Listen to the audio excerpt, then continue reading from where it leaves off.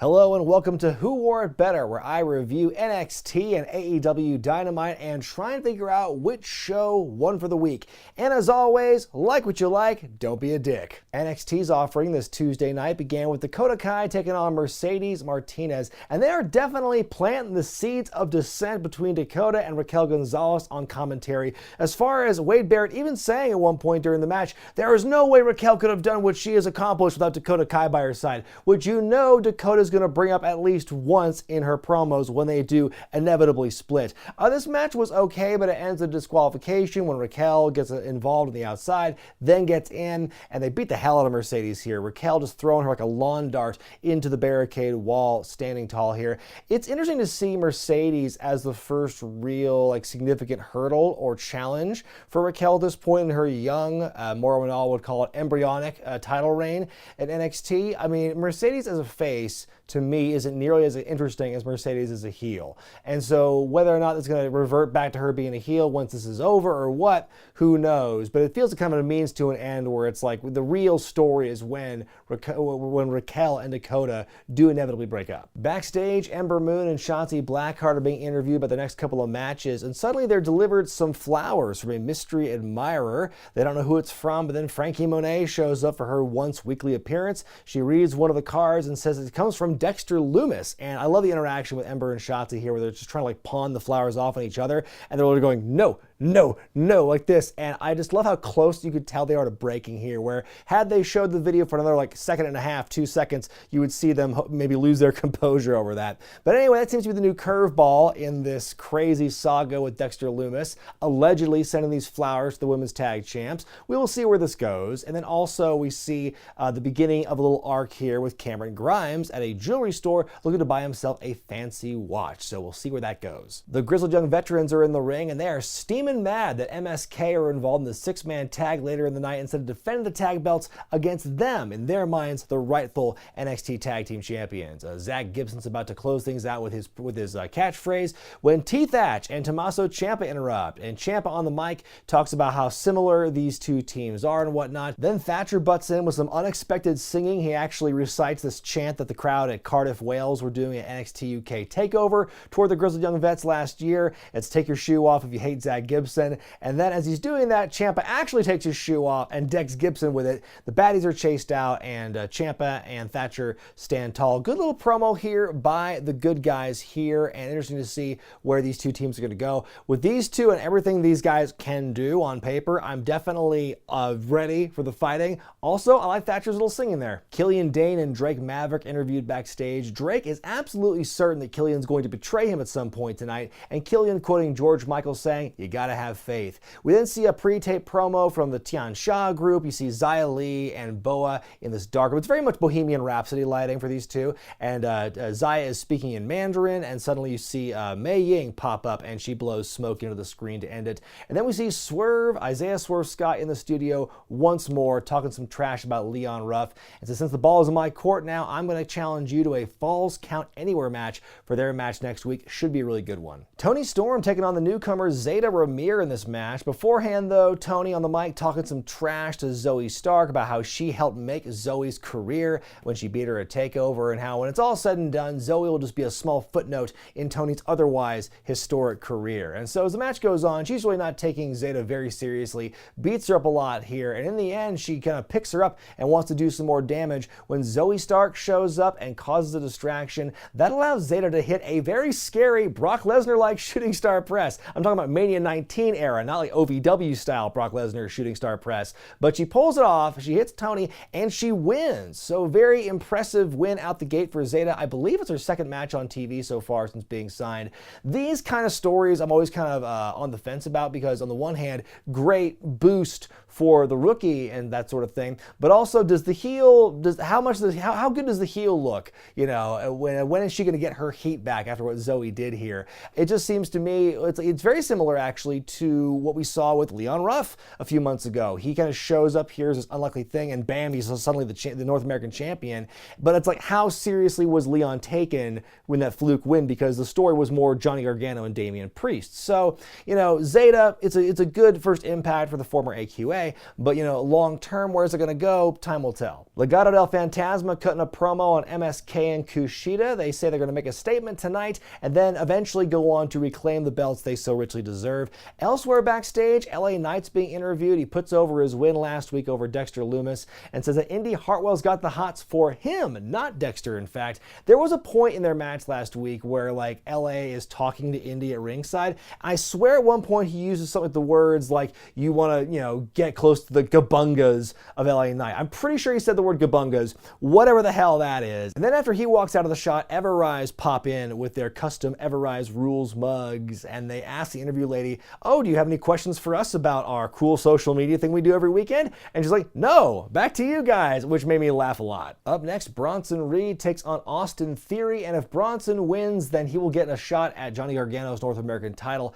some point down the line. During the Way's entrance, we see a very crestfallen, heartbroken Indi Hartwell. Apparently, she's taking what she saw where SHOTZI and EMBER received allegedly some Dexter Lumis flowers, taking that to heart. She's very bummed about that. As the match goes on, we get this double down moment. Dexter Lumis appears at ringside, and Indi gets in his face and tries to confront him. Like, what do you want? She goes, shut up. You talk too much, which I love that. That's so funny because Dexter's a mute and everything. After some more chaos, you've got Reed hitting the tsunami on Theory to win the match. And so he's got a shot against Gargano at some point in the future. I love, like, it seems to me between this and like the therapy stuff we saw last month, like Johnny Gargano and Candice LeRae very clearly trying to drive a wedge between Dexter Lumis and their, like, adopted children in Austin and Indi. And it just seems very manipulative what they're doing here.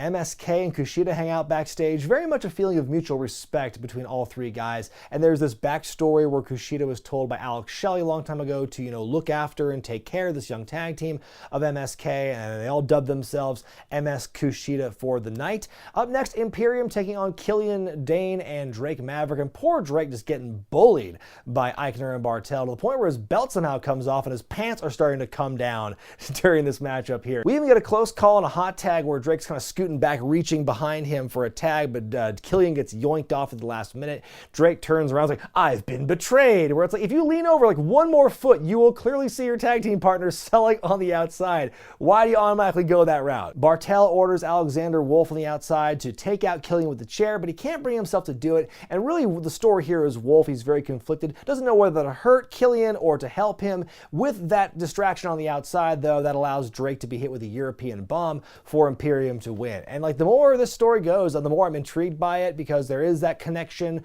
with KILLIAN and Alexander from Sanity, and Alexander seems to be kind of like waffling back and forth. Where will his allegiances lie? He seems to kind of be conflicted on a weekly basis, and I kind of like that, where the conflict is growing, it's becoming more palpable, and so where this will lead, who knows, but I can kind of see a brief reunion at least with Alexander and KILLIAN, but we'll have to wait and see. We hear from Pete Dunne, where he declares the whole locker room is shook because of him. He name drops all of the current champions in NXT and NXT UK champion Walter, and basically saying, you know, I'm the best technical wrestler, prove me wrong. And then we go back to the jewelry store from earlier with Cameron Grimes. He's looking at a very fancy gold watch when suddenly he sees an even fancier watch being held by the $1 Million Man, Ted DiBiase. So after weeks of like build to this, we actually get in-person, you know, exchange between Cameron Grimes and Ted DiBiase. By the way, I can respect the fact that he's embracing the gray now. Him kind of dyeing his beard and his hair before recently, it was kind of a weird look. So at least he's kind of embracing the silver look, is Ted DiBiase. So he does the laugh, he's got the better watch, and he walks off, and Cameron is flustered again, and oh, I got beat by DiBiase once again. So I'm like, is that the blow off the DiBiase name drops? Because like, where else will they go with this? Some people in the comment section last week were theorizing, ooh, it's the return of Ted DiBiase Jr. No, I'd be very surprised if that were the case. But if that's not the payoff, And if this seems like a very silly payoff, but like, will we see more of this? Can we see maybe Ted DiBiase trying to mentor Cameron, or will Grimes just beat him about the head and face with his hat some more? That's what I want to see. We're supposed to get Ember Moon and SHOTZI Blackheart versus ALIYAH and JESSI KAMEA in a non-title match, but it never actually ends up happening because Indi Hartwell and Candice LeRae jump the champs before the bell rings. They throw them over the barricade to the outside, and then we see these two very visible stagehands just out there holding like a fruit basket and cupcakes and flowers and whatnot. It's the symbolism for the gifts that Dexter allegedly gave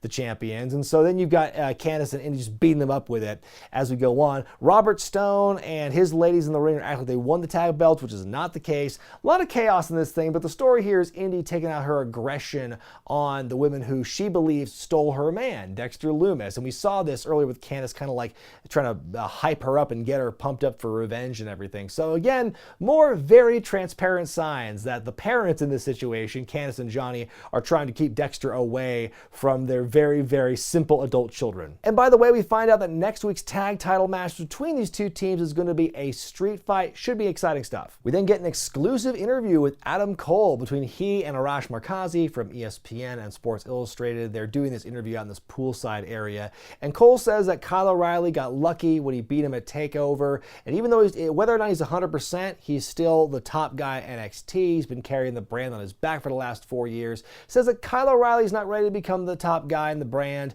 He also questions whether or not Karrion Kross can be a top guy because, hey, look what happened to him when he won the belt the first time. He got hurt. Can he still hang? Does he have the jam to be a top guy? So basically puts over how great he is. He goes to leave, and then we see this cut to like a monitor somewhere of the interview, and it pans to reveal Kyle O'Reilly sitting there just kind of shaking his head. I'm glad we got to see that little angle from it. It was a good interview. It's Adam Cole doing the same stuff he's been doing for a while. I think that, like, despite the interview though, I think that's like maybe it's time to pump the brakes a bit on him being like the top guy. It has been 4 years, and I think it is time. I think this angle with Kyle O'Reilly and the way TakeOver went down feels like a good opportunity to kind of like scale back a bit on Adam Cole, because he's the same character he was, just has no backup now. Like, it's just, where's that ego come from now that you don't have the support system that you had with the Undisputed Era? So interesting to see where Adam Cole and Kyle O'Reilly will go from here. But with Cole, I think now is a good time to kind of like, take a bit of time off where he's like not the top guy. Keep him around, but maybe don't make him like constantly like fighting for that top spot at this point when it's so competitive as it is right now. In your main event, you got MSK and Kushida, the tag team and cruiserweight champions respectively, going against Legado del Fantasma in six-man action. I love the masks that the Lucha Baddies wore for their entrance tonight. Great match here. Wes Lee gets beat up a lot in this thing. He is the Ricky Morton of this tandem for sure. He gets beat up a lot here, and at one point Nash, Carter, and Kushida are laid out on the outside. There's like a table spot as well. Wes making this extraordinary comeback here.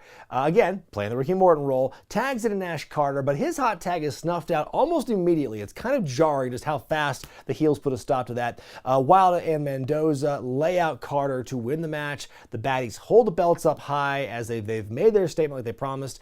Dominance against the new champions as we fade to black. And yeah, I mean, I think that the whole match itself was very well done, highly athletic, very fun to watch. And again, just the shift in tone, or just kind of the going against the tradition or the expectation of the hot tag kind of being the big thing for it to get snuffed out like that was an interesting choice, and I liked it. My grade for this week's NXT is a B-. I thought it was a pretty strong showing this week. There were a couple things I didn't care for so much, like the opener with Dakota Kai and Mercedes Martinez, and also the cluster we saw with SHOTZI and Ember and the Robert Stone brand, and Candice and Indi getting involved with the very obvious like stagehands just like standing there holding the props for the heels to take and then use. That to me seemed kind of hokey and almost kind of killed the illusion for me. But besides that, I think there were a lot of good matches on this show. I like the build with Indi and Dexter still. The Adam Cole interview was fine. I think there were some solid matches and some good intrigue, especially with some of the lower mid-card things that are keeping me intrigued.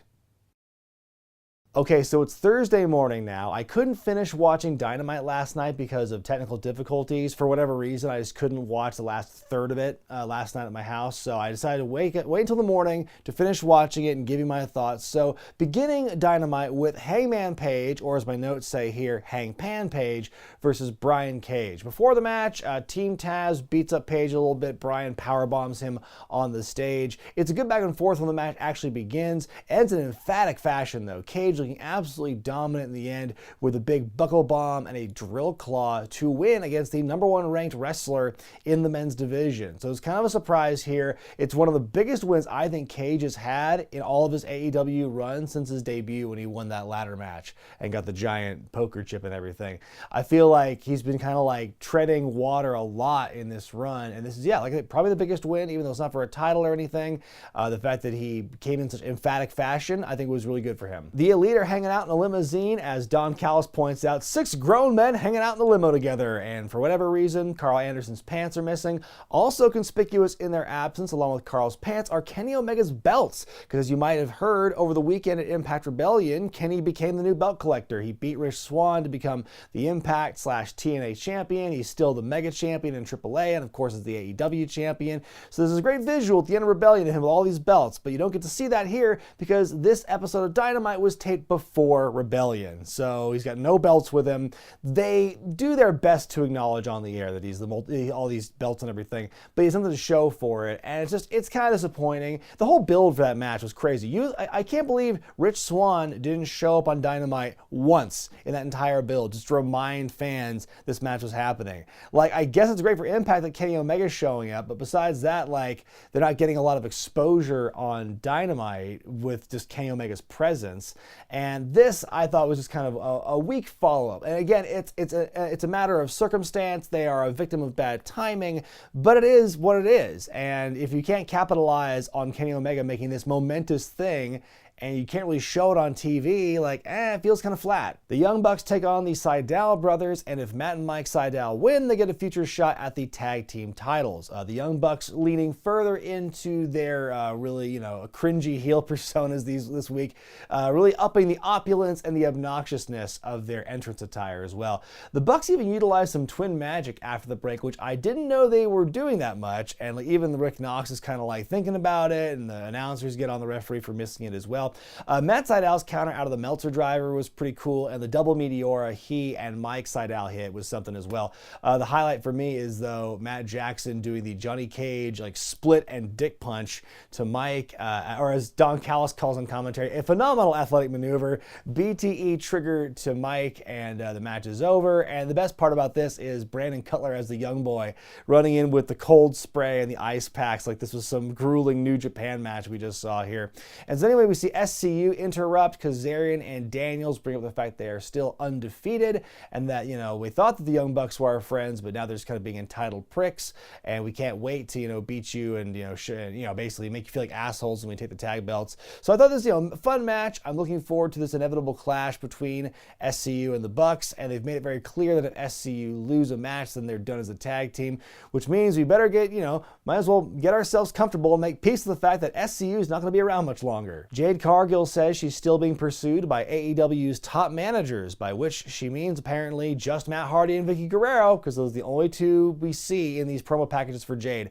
I know there's more managers out there than just those two in AEW, so maybe there's going to be a third one who's kind of a swerve we don't know about, or maybe it is just down to Matt and Vicky, but who really knows? Speaking of managers, you got Alex Abrahantes, who's further leaning into and embracing his role as a heel manager as he accompanies Penta El Zero Miedo in a match against Orange Cassidy, who, by the way, is embracing his partially sunburned self. The match begins with a lot of shtick, a lot of character work from both guys where they're exchanging their hand gestures, like hands in pockets, Zero Miedo, and all that stuff, so it's very entertaining. And then it really ramps up as the match goes on. Orange fights out of an arm breaker by like putting his hand in his pocket still, busts at the beach break out of nowhere, but he can't capitalize. And Abrahantes gets on the apron at one point with the microphone and says, well, if you thought that Trent's mother sucked, then Orange's mom definitely sucks. In the end, Penta almost wins off the distraction, but it backfires. And as opposed to last week, this time it's Orange who hits Penta with the microphone to win. So yeah, I thought it was a good match, told a great story. Tony Schiavone interviews Dr. Britt Baker, who reminds us that she is ranked #1 in the division. It's time to show the champion who the real face of the women's division is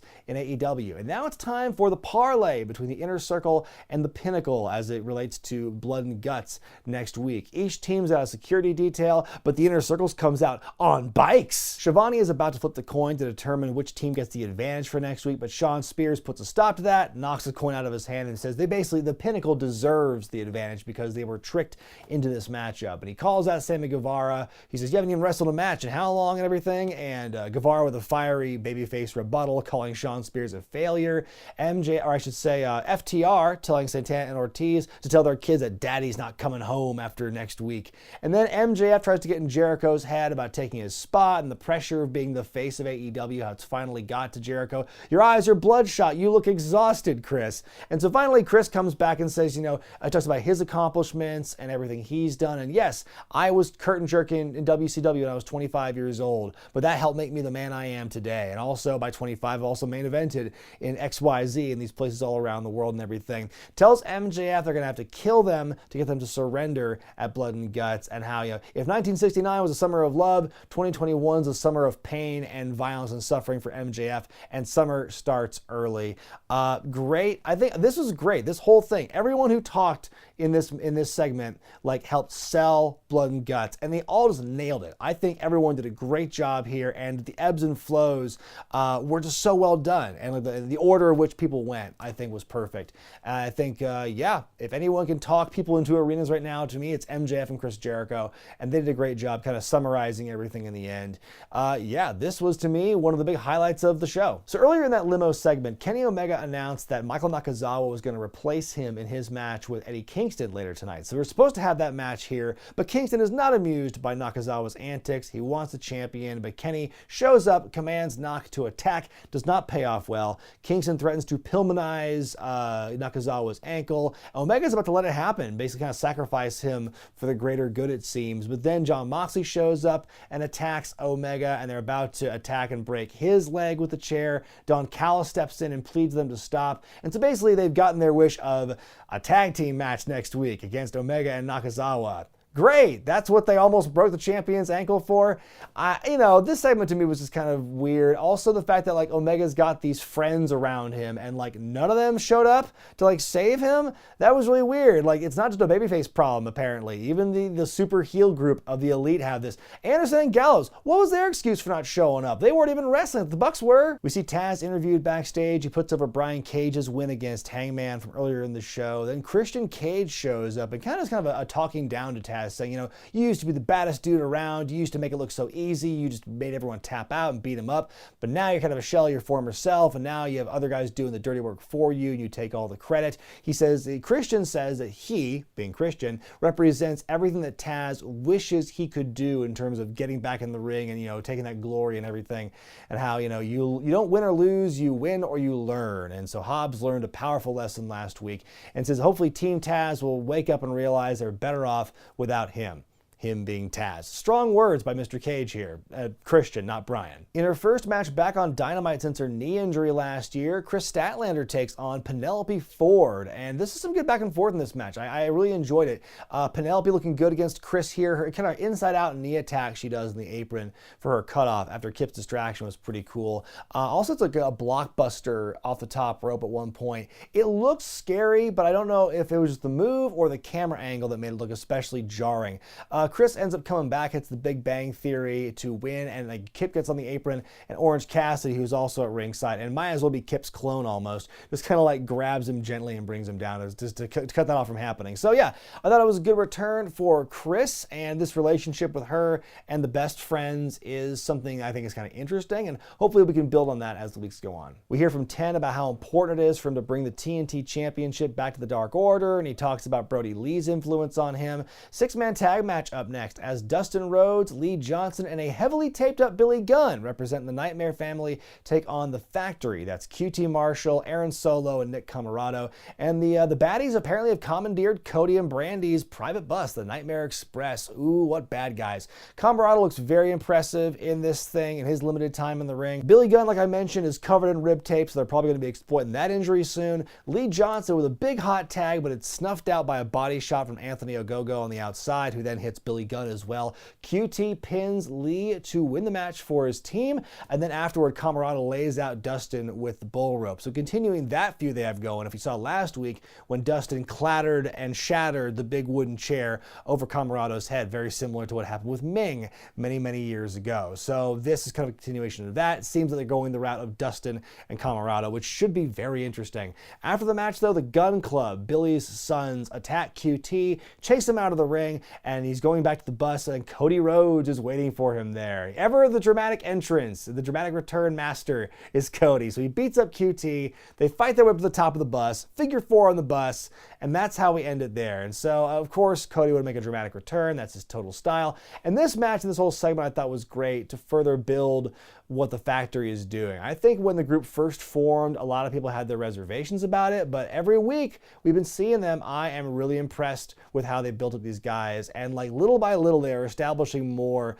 about the backup guys like Camarado and Solo and Agogo. So I'm really curious to see where that goes as well. And then we get a very jarring transition because this is pre-taped. They want to let you know it because it's a really jarring transition to the next matchups for next week and stuff, where they mention, oh, by the way, Cody and QT happening next week. Also, they announced Jon Moxley defending the IWGP US title against Yuji Nagata. What a total out of left field moment this is. Like, no build to this, no warning. Here's Yuji Nagata, Japanese legend, coming to America to challenge for the championship here. His first appearance on TNT since 1998 is what's happening there. So that's pretty cool, as the forbidden door remains open for now. Miro finally confronts his old friend Kip Sabian backstage, by which I mean he violently beats him up and slams his arm into a door. And then as Kip is selling the injury, Miro hugs him close and says, "I forgive you." Like, wow, he's totally unhinged, is Miro. Main event time for the TNT Championship. Old Darbs defends against 10 of the Dark Order, and Sting, of course, accompanying Darby to the ring. 10 all strength in this matchup here, really throwing his weight around with Darby, but he's able to stay in the game, attacking 10's hand throughout.